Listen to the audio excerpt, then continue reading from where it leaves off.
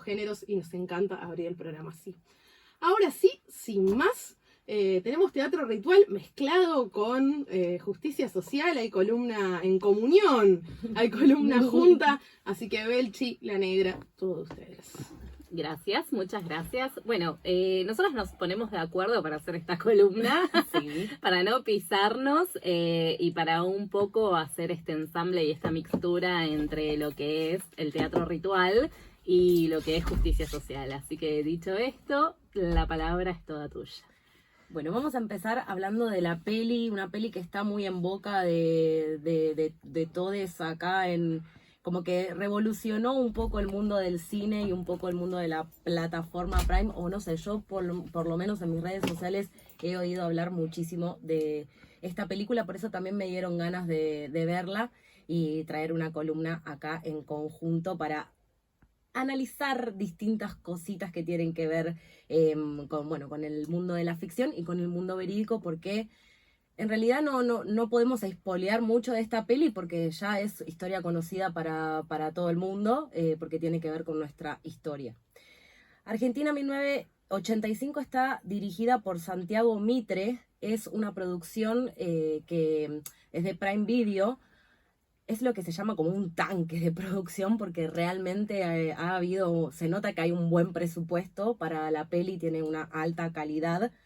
Y hablando de Santiago Mitre, es un director que viene bien de abajo, viene del cine independiente.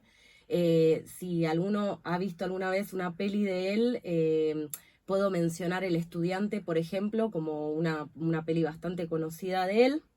Y bueno, cabe destacar que está buenísimo. Ha trabajado con Trapero también, que es el director de Leonera, de Elefante Blanco, y ahora de Carancho también. Y bueno, y la verdad que había bastante expectativa y lo que me gusta es que no hubo desilusión, todo lo contrario. Desde lo que son la decisión de guión y de dirección, la verdad que está buenísima. Vamos a poner en contexto de cómo arranca esta película. Estamos en los años, o sea, en el principio de la democracia, con la dictadura militar muy cerquita, en el que el contexto social había todavía muchísimo miedo y también ignorancia, digamos, desconocimiento de lo que había pasado dentro de la dictadura. Entonces Alfonsín, que es el primer presidente democrático, ofrece que se dé lugar a que se firme un decreto que da comienzo a un proceso judicial para que se pueda juzgar a los genocidas, ¿no? A los militares involucrados en todo lo que fue la dictadura. Y se forma la CONADEP, que es la Comisión Nacional sobre la Desaparición de Personas, que no solo investiga la desaparición, sino que también los crímenes y las violaciones de los derechos humanos de las personas en Argentina durante la dictadura militar. Entonces esto se da lugar a que se inicien los juicios. Y aquí es donde va a entrar el personaje de Ricardo Darín, que es el fiscal Estracera. Y acá te doy pie a vos para que conozcamos un poco más quién es este personaje. Dale, muchas gracias. Igual quería agregar algo. Santiago Mitre es director de películas que siempre recogen sensibilidades sociales y estallidos. O sea, tiene como una impronta muy sociopolítica. Mucho compromiso. Mucho compromiso con lo social, con las conflictivas de poblaciones vulnerables, o sea, tiene como un ojo crítico que siempre va como ahí, ¿no? Destinado y apuntado a esto que estamos contando, así que no esperaba menos de esta dirección tampoco. Bueno, vamos a contar un poco quién fue Julio César Estracera, que digamos en la película este personaje lo lleva adelante Ricardo Darín, como bien decía Belu. En la vida, Estracera fue un abogado que nació en 1933 y en los inicios de la dictadura, lo que fue autodenominado Proceso de Reorganización Nacional, fue nombrado fiscal federal por la Junta Militar. Después vamos a hacer ahí como algunos comentarios o apreciaciones más bien personales de lo que fue su rol, ¿no? Su rol político, su rol desde operador de la justicia y su rol, ¿no? En la sociedad, independientemente de lo que muestra, de lo que pretende contar esta película. Él actuó, como bien decías, como fiscal acusador en el juicio a las juntas de 1985. Este juicio resultó, también como lo mencionaba, simplemente quiero aclarar el número del decreto, resultó por el decreto número 158 del 83 del gobierno de Raúl Alfonsín, según exigía el entonces Código de Código de Justicia Militar. Este juicio a las juntas se realizó contra 9 integrantes de las juntas militares, incluyendo también a los jefes del Estado, que gobernaron Argentina entre 1976 y 1983, que terminó con la condena de 5 de ellos, de los cuales solo 2 fueron condenados a cadena perpetua. Fue el primer proceso masivo contra comandantes militares por el asesinato masivo de personas desde los juicios de Nuremberg y el único en el mundo hecho por tribunales civiles. Por aquel entonces había modificado el Código de Justicia Militar. Me sale decirle Código de Conducta y está bueno el fallido también, ¿no? Se había establecido que para esta clase de juicios el tribunal de origen iba a ser el Consejo Supremo de las Fuerzas Armadas, y que si éste no cumplía su labor en tiempo propio, entonces la Cámara podía abocarse. El Consejo Supremo de las Fuerzas Armadas se negó a juzgarlos, luego de, digamos que esto es un dato que lo muestra la película, porque incluso una de las menciones que se hace en su argumento es que todo este juicio a las juntas se hace a contrarreloj, y justamente es que se hace a contrarreloj. Con llevar adelante un juicio es muy trabajoso para todas las partes del proceso. ¿Por qué? Porque, digamos, toda la elaboración que hay de prueba, que es la prueba que se va a producir, cuando es el ofrecimiento de pruebas para el juicio, hay todo un trabajo de investigación de muchas partes implicadas, que la película lo muestra muy bien, que después vamos a desarrollar un poquito, y entonces no es menor que se haya dilatado, o que se haya, digamos, sí, esto, ¿no? Como quizás se haya dilatado por la Corte Suprema de las Fuerzas Armadas, que se negó. Sí, se negó, pero lo hizo después de mucha dilación del proceso, ¿no? Lo que demoró este juicio y lo que a su vez implicó que la Cámara, cuando lo toma, tenga menos tiempo para esto, que no es menor, porque se trata todo de prueba. Perdón, entre paréntesis quería agregar algo, que Alfonsín, porque la CONADEP viene ya recabando, digamos, testimonios de lo que es el final de la dictadura. Y por lo que tengo entendido, Alfonsín era muy cercano. También Alfonsín creo que tiene una sobrina desaparecida, si mal no me confundo. Era uno de los personajes, digamos, que estaban dentro de lo que eran las agrupaciones políticas, obviamente democráticas, que siempre está en contra de la dictadura. Y cuando se abre la mesa al final de la dictadura del año 82, creo, donde ya se puede la plurinacional o algo por el estilo, democrática, Alfonsín era uno de los que apoyaba a todo lo que era el laburo de la CONADEP. E incluso medio que sube con las banderas de decir que iba a llevar adelante estos juicios e iba a apoyar, digamos, a las familias de los damnificados. Eso quería agregar de ese contexto. Es un buen dato. Ahora vamos a contar un poquito cómo fue el rol participativo que tuvo la CONADEP en cuanto a los legajos y los casos que proveyó. Multipartidaria, me acordé. Vamos. Multipartidaria, ahí está, ahí me vino. Con todos los casos que proveyó en aquel entonces y que, digamos, hizo que la Fiscalía y el equipo con el que trabajaba esta Fiscalía y el fiscal adjunto pudieran, digamos, recabar, relevar y, digamos, trazar la línea de investigación a lo largo y a lo ancho del país. Y por qué también, ¿no? Pero volviendo un poquito a este tema del Consejo Supremo de las Fuerzas Armadas, que se niega a juzgarlos y que entonces ahí es que la Cámara se aboca, después de haber dilatado y demorado el juicio, es entonces Julio César Astracera que lleva a cabo la acusación a las juntas porque lo autorizaba la ley número 23049 y lo hace asistido por Luis Gabriel Moreno Ocampo, que está en el papel de Peter Lanzani. Uh-huh. No sé si querés agregar algo ahí de su personaje o algo.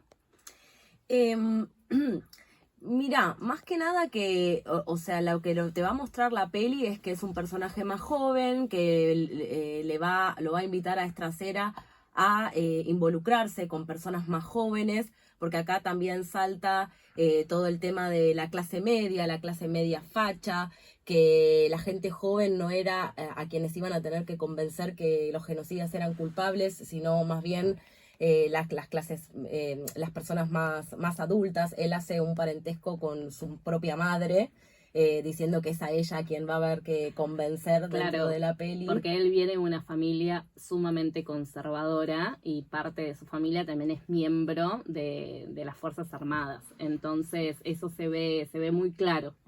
Y la peli también va a mostrar que esta bomba que cae sobre Estrasera es una bomba de la que nadie en realidad quería hacerse cargo.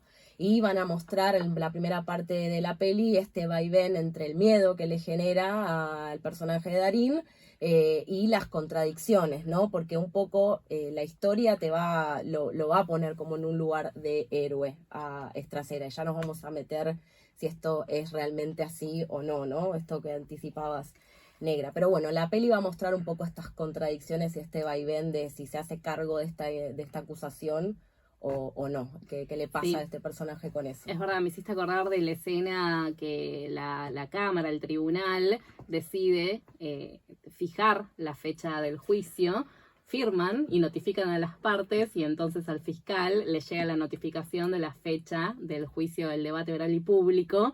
Y ahí interviene este personaje que a mí tanto me gustó, que es el hijo del fiscal. En la vida se llama Julián Estrasera. Y que bueno, que una de las cosas que le dice es: papá, ¿vas a meter en cana a los milicos? Sí, le diste perpetua a Videla. Es un poco la voz del pueblo, ¿no? Este Sí. personaje del hijo. Y también en la primera hora de la peli se va a desarrollar mucho a los personajes, se le va a dar intimidad, singularidad dentro de la historia familiar. Vamos a conocer al hijo, a la hija, cuál era la paranoia que a él se le despertaba también a partir de hacerse cargo, ¿no? de este juicio, la cantidad de amenazas que recibe en la casa, como también se ve amenazada la familia. Y acá entra un personaje que a mí me gustó muchísimo, que es el de la esposa de Darín, interpretada por Alejandra Flechner, que representa gran parte de las madres, ¿no? Es emotivo cuando esta representación cultural está tan bien lograda, sin querer buscar imitar otras series o ficciones, ¿no? Hay otra búsqueda que tiene que ver con la identidad nacional. Eso creo que es algo que atraviesa a toda la peli, que es eso, hay una identidad que se puede, nacional y argentina, que se puede ver muy reflejada. Sí, comparto. El juicio público además constituye un documento histórico y es una pieza fundamental de la defensa de los derechos humanos. Astracera cerró su alegato con una frase que hoy viralizamos en una historia en nuestro Instagram, en Estación Beligerante, que justamente dice: señores jueces, quiero renunciar expresamente a toda pretensión de originalidad para cerrar esta requisitoria. Quiero utilizar una frase que no me pertenece porque pertenece ya a todo el pueblo argentino. Señores jueces, nunca más. Ahí a mí se me piantó un lagrimón, Sí. piel de Es gallina. una parte muy emotiva, porque ya la segunda parte de la peli se mete de lleno con lo que es el juicio y lo que son los testimonios y la representación de estos testimonios, que también creo que está llevada de una manera desde las actuaciones de los actores y actrices, y también por parte de las decisiones de dirección, que son realmente muy conmovedoras. Y si bien son testimonios que ya hemos escuchado obviamente a lo largo de todos estos años, creo que la peli permite que cuando los ves sientas que los estás volviendo a ver por primera vez, y eso es algo que destaco también de la producción. Sí, es que creo que el guión es literal, hostil y emotivo al mismo tiempo. Y creo que ahí es donde desaparece un poco este guiño de la ficción que nos cuenta una historia y nos atrapa, para entonces devolvernos lo que verdaderamente ocurrió en Argentina durante la dictadura y con todos estos testimonios que no son ficticios, que fueron reales. Es un poco inevitable no conmocionarse y que no se te ponga la piel de gallina. El 9 de diciembre se dictó la sentencia condenando a Jorge Rafael Videla y Eduardo Macera a la reclusión perpetua, a Roberto Viola a 17 años de prisión, a Armando Lambruschini a 9 años de prisión y Orlando Ramón Agosti a 4 años de prisión. Es una parte de la película que también te deja como con un desconsuelo, porque creo que desde el lado de la fiscalía esperaban perpetua para todos, y te deja ahí como, ¿en serio? 17 años, y que el hijo le dice, pero papá, es un montón. Acá estamos recibiendo comentarios en vivo. La película tiene mucho aire de época donde se lograba empatía entre los diferentes estratos sociales y políticos, nos dicen. Bueno, es un poco lo que estábamos hablando hasta recién. Sí. La representación de la época, la ambientación, el trabajo de fotografía y arte de la peli es muy bueno, porque muchas veces en películas que se representan ciertas décadas de la historia, hay una tendencia por parte de algunas producciones a imitar la época con el ojo puesto un poco en no sé, lo que fue una historia más norteamericana, más yankee, y en este caso podemos ver permanentes, podemos ver, está como bien lograda lo que fue la década acá en Argentina, desde los coches, los bares, los teléfonos públicos, los colores de la ropa, los vestuarios, en ese sentido también está muy lograda. Tribunales, te digo que está igual. Sí. A Tribunales no le hicieron nada. Eso es lo bueno de cuando los edificios se mantienen tal cual, ¿viste? Cuando tienen que filmar una película es como que es buenísimo que no tengan que ambientar son nada. Los mismos estrados o las mismas sillas a esa sala de tribunales no le hicieron nada. Bueno, sí. También representa un desafío porque los trailers judiciales son difíciles de encarar porque hay mucha escena de personas hablando a un tribunal y eso hay veces que para seguir el argumento o seguir el movimiento de la peli, bueno, puedes tender a mesetarse o a que no convoque. Y en este caso creo que es una de las mejores para mí pelis así que trate de juicios que vi hasta ahora. Sí, coincido. Incluso hoy estaba en la plaza paseando a mi perra y me puse a conversar con el dueño de Tao, que es una persona con la que charlo siempre, José. Y una de las cosas que hablábamos era justamente esto, ¿no? Que es una película con tinte político que tiene como rasgos de documental por momentos, pero que al mismo tiempo no es enteramente historia, ¿no? Entonces eso permite que vos entres en ese hilo, conectes, comprendas, y por eso también es tan atrapante cómo se llevan adelante los testimonios, ¿no? Sí, incluso hay tomas que son ficción, digamos, que están representadas, pero que están representadas desde ángulos que hacen referencia, pero directa, con lo que son los juicios reales, las filmaciones de los juicios reales. Sí, pero incluso en esto de cómo levantan y recrean en la ficción el juicio, está realizado de forma muy amable, porque los juicios son mucho más aburridos. Sí. Son mucho más aburridos, más densos, tienen un montón de pausas. Eligieron, creo yo que a propósito, los mejores momentos de un debate oral y público, ¿no? O sea, que es el momento de los alegatos. El momento de los alegatos tienen esto, ¿no? O sea, un montón de adrenalina. Es un momento súper teatral, porque vos cuando alegás con la mirada, con el cuerpo, con las palabras. Incluso a mí me llamó mucho la atención cómo el alegato del fiscal lo pone a consideración de una persona que era del palo del teatro. ¿Lo viste esa parte? Sí, me encantó. Esa escena me encantó. De hecho, ahí creo que es donde aparece este humor del que hablaba al comienzo del programa, en el que empiezan a ver con quién podían trabajar. No, ese facho. Sí. Todos fachos. Creo que, esos son los guiños que digo de humor que me sorprendí de estar riéndome de eso. Eso parecía un casting. Sí. Eso parecía un casting y ni más ni menos en esa escena lo que estaban haciendo era elegir a los pibes de Astracera, que era algo que yo quería comentar ahora, que es todo el equipo con el que trabajó la fiscalía, ¿no? Que trabajó Astracera y el fiscal adjunto en esta línea de investigación. Entonces, vamos a entrar a los pibes de Astracera, sí, ¿quieren? Por favor, sí. Lo nombro así porque en realidad poco se sabía de todo este equipo que había trabajado con la fiscalía. Entonces esta película Argentina 1985 saca a la luz la historia desconocida justamente de este equipo, que es un grupo de jóvenes, varones y mujeres que tenían entre 21 años y 30 años, o sea, en realidad tenían 21, 23, 25, había uno que estaba cerca de los 30, y que trabajaron incansablemente en el armado de las causas, buscando testigos y seleccionando los testimonios.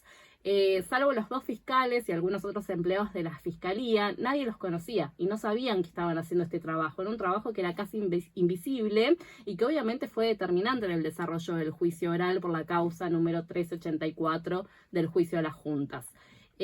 Algunos eran abogados recién recibidos y en la película los podés ver que estaban súper moralistas, súper entusiasmados, como muy tiernos y recién salidos de la facultad. Y otros eran empleados judiciales que apenas comenzaban su carrera. Entonces ahí como que me simpatizaron, ¿no? Sí, sí, empatizás con eso, ¿no? Súper empatizás y aparte porque los ves, a ellos no hay que convencerlos de nada, ellos ya están completamente convencidos de qué es lo que hay que hacer. Y no lo hacen por cumplir un rol de operadores judiciales que sea el correcto, sino que lo hacen por convicción propia. Sí, tal cual, por compasión. Una cosita que quería agregar, que también acá encuentro un poquito de humor en ciertas partes de la peli, que es que se van a empezar a dar discusiones que todos hemos tenido en las mesas familiares en relación a la política, con el humor muy bien puesto, en el sentido de que tiene buen timing y que es bien argentino y no es solemne. En el sentido de que, no sé, que se da el padre que es gorila y el hijo que es peronista, ¿no? Y entonces estas cosas que se empiezan a discutir en la mesa familiar, nada, creo que la peli refleja muy bien también esta representación que a todos nos ha pasado, sobre todo hablando con generaciones más grandes de nuestra familia, ¿no? Acá nos comentan, tremendo que los que dieron testimonio estuvieran de espaldas, como si fuera una vergüenza estar hablando de lo que de lo que les ocurrió. Yo no sé si esto siempre es así. ¿Cómo es el tema de los juicios, Nera? En la vida real, o sea, vos te sentás en un estrado a declarar y mirás al tribunal, porque, digamos, ¿qué pasa con la reproducción de la prueba en los juicios? Por eso yo decía que en realidad capturaron los momentos como más entretenidos o los que son, ¿no? Como más llevaderos, más atrapantes del debate oral. Pero justamente, o sea, la producción de la prueba, ya sean pruebas documentales, fílmicas, declaraciones de testigos, van a reproducir lo que ya previamente habían declarado en la etapa anterior, que es la etapa de instrucción. Y esa reproducción, ¿no? Porque vos en un proceso penal tenés fiscales de instrucción, el juez de instrucción y un juez o un tribunal distinto, porque, digamos, tiene que haber esta objetividad, ¿no? Que se espera. Entonces, si es el mismo juez de la instancia anterior, ya va a estar contaminado. Entonces, vos le vas a reproducir toda la prueba y le vas a contar esta historia a un tribunal que va a ser imparcial. Y se hace mirando al tribunal, porque justamente es a ellos a los que vos tenés que conmover, contarles la historia, y los que ellos de ahí van a extraer una posición, por así decirlo. O sea, los testimonios son dados de espalda a los acusados, ¿no? Eso que creo que sí, es lo que quiso decir. Sí. Igual puede ser que no, depende de cómo son las salas, o sea, puede ser que estés enfrentado, o sea, que la parte acusadora esté enfrentada a la defensa, al imputado, y que en un costado esté el tribunal, o puede ser que declares mirando el tribunal, eso depende, digamos. Está bueno para analizarlo, que la película, digamos, por ahí no fue inocente que lo haya mostrado así. También otra cosa que muestra la peli es el tema de los símbolos, de cómo a muchas madres y abuelas les pidieron que se saquen el pañuelo en el momento del juicio. Yo vi un fragmento del juicio real y una de las madres se va del juicio porque le piden que no podía tener el pañuelo puesto. Eso también fue un momento fuerte. Sí, fue un momento fuerte, es verdad.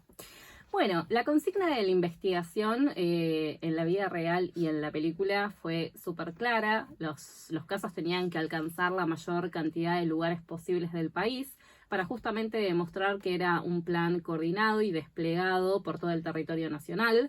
Debía haber de todos los años, entre 1976 y 1982, para también dejar clara la continuidad que tuvo este plan.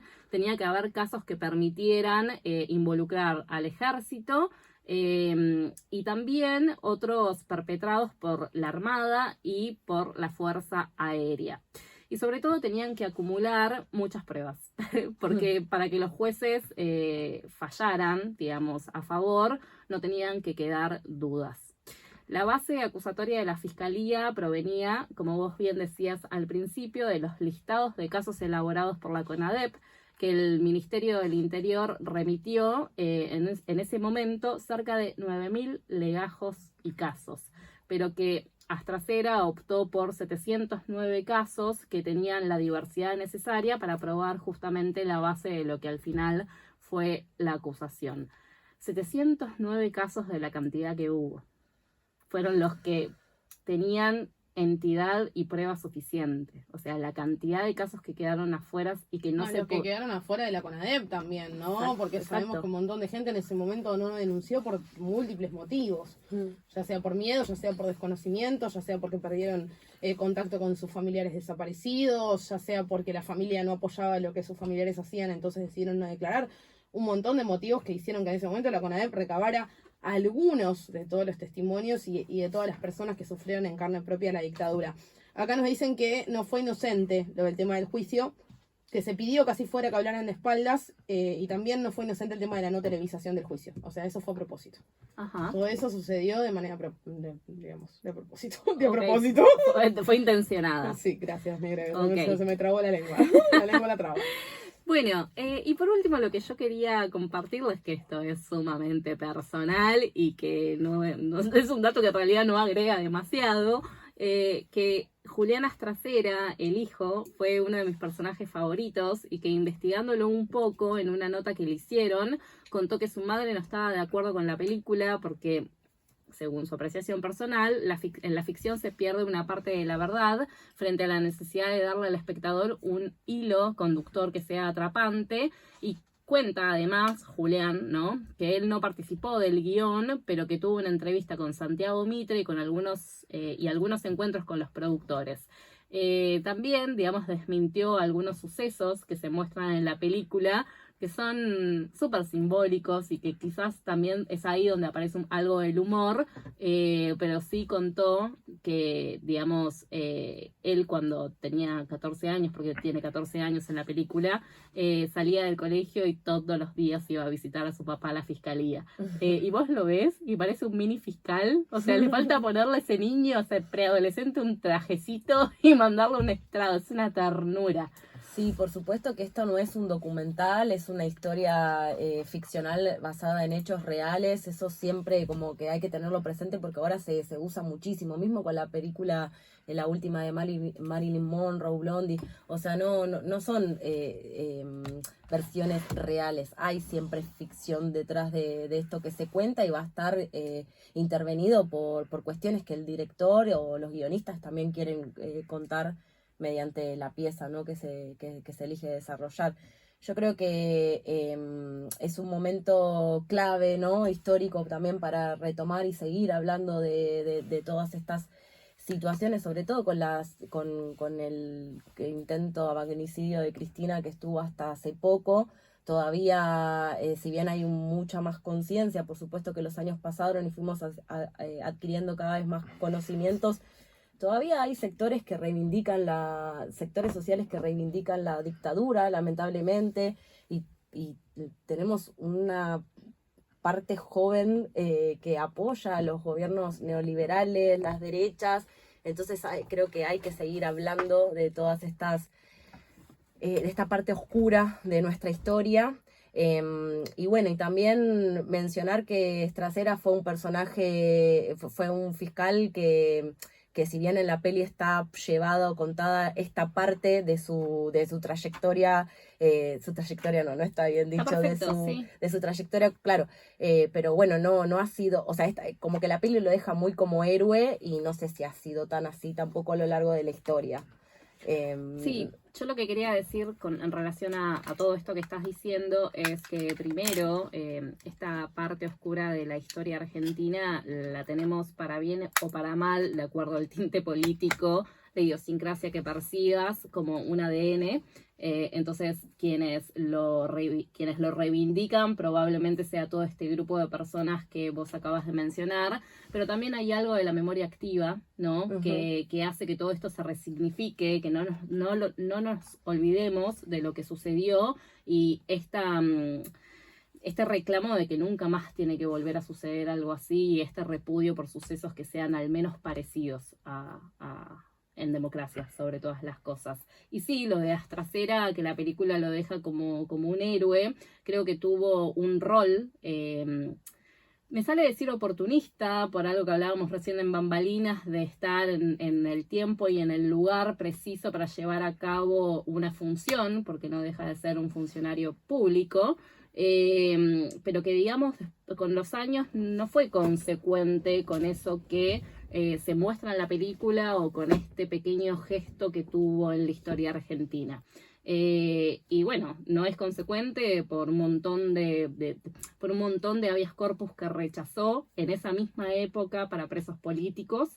No fue consecuente tampoco en un montón de medidas que se tomaron hace unos años atrás con el gobierno de Cristina. Entonces digo, también aparece, no sé si aparece en la película. Sí, pero aparece en la peli que el personaje de Ocampo se lo cuestiona en un momento, pero no tiene tanto desarrollo, se lo muestra a él un poco afectado con la situación, Claro. tienen una discusión, pero no se le da... Te deja deslizar algunos tintes y algunos guiños políticos, pero después es cierto que se queda corto y hay que volver a reconstruir verdaderamente en la historia quién fue, cuáles fueron los roles que ocuparon, porque creo que también lo que sucede acá es que de nuevo aparece esta, si se quiere, esta interacción, ¿no?, que hay entre poderes y cuánto está afectada la política en el Poder Judicial. Exactamente. Bueno, una peli que da mucho para hablar. Eso, también decir, bueno, un poco lo importante, está el libro del Nunca Más, obviamente todo lo que fueron los testimonios reales están documentados en un libro que ya es sumamente conocido, es muy fuerte de leer, pero si les interesa lo pueden encontrar ahí, lo que fue la historia real, también hay ciertos videos de lo que fue el juicio real. Me parece muy importante y me quedo con esto, en que es una ficción y que hay que tomarla como tal, que si bien está basada en hechos reales, los hechos reales son diferentes a veces y son mucho más completos de lo que se ve. Y también esta cuestión importante de seguir hablando de estos temas, de mantener la memoria activa y un poco comentarlo y que lo escuchen generaciones o pibes que no llegaron a vivir ni siquiera de cerca lo que fue la dictadura, que ni siquiera vivieron años cortos de democracia como nos pasó a todos los que al menos estamos acá. Y bueno, y tener presente lo que sucedió, ¿no? Que hubo un Estado represivo que asesinó, que violó, que robó bebés, que ultrajó todo tipo de derecho humano, social y político en las personas. Que y que torturó. eso, por supuesto que torturó, y eso ya lo deja desde un lugar diferente donde uno nunca se puede posicionar porque era el Estado mismo el que estaba cumpliendo este rol frente a su propia sociedad. Entonces me parece que mantener la memoria activa, inclusive decirles a todas estas personas que apoyan este tipo de tintes más fachos, bueno, guarda, escuchemos y veamos lo que pasó, porque a veces cuando estamos lejos en la historia parece que todo se hace más pequeñito, pero fue tremendo lo que pasó, no solamente en Argentina, sino en todo el cono sur de Latinoamérica, en todo el cono sur de América, mejor dicho, y